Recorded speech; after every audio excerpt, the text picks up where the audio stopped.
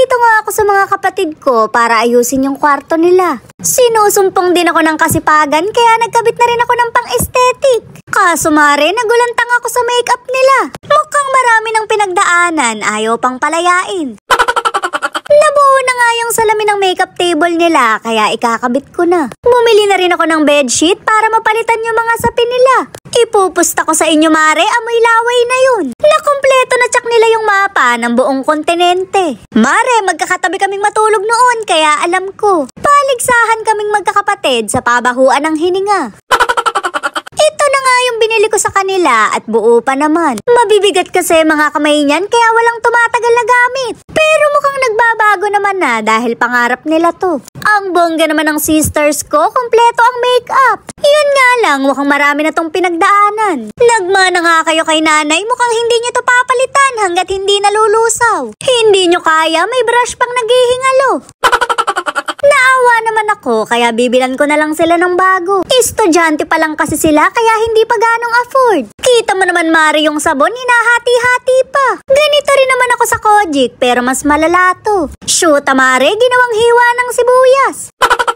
Syempre takot sila sa lamok pero mas takot sila sa putok. O diba, napagkaraming deodorant. Mainam na rin yun, mas priority nila ang anghit kesa makeup. Ako kasi mare, eyeshadow muna bago tawas.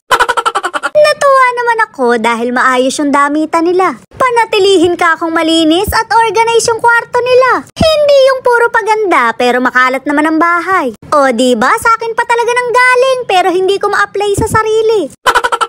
Kinabit ko na nga yung salamin nila para makapaglipat na kami ng gamit. Magulo kasi pagkakapwesto, kumakain ng space. Binaklas ko na rin yung pinagkakabit nila na hindi nakaka-aesthetic. Ako na lang ang maglalagay para magandang tingnan. Mga TikToker kasi yung kapatid ko kaya mahilig sa ganito. Akala mo naman bulating inasinan sa sobrang tigas ng bewang. Shoot mare, tinamaan ako. Binaliktad ko nga yung drawer para maitabi yung makeup table. Medyo maliit kasi yung kwarto nila kaya hindi pwedeng punuin ng gamit. Sinadya ko talaga yun para hindi ako mapamahal. Baka kasi mag-request ng jacuzzi, mapagtatapo ko na lang.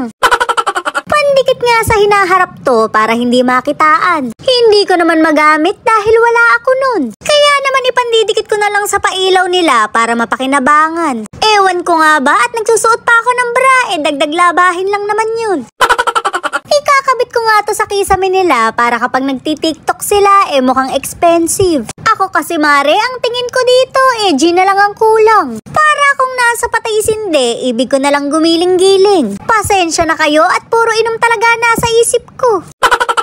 Ito na nga ang kinalabasan at maganda nga pala. Nainggit tuloy ako, gusto ko na rin maglagay sa kwarto ko. Ang hindi lang naman ako naiinggit sa mga amoy ng bedsheet nila. Shoot mare, amoy mandirigma.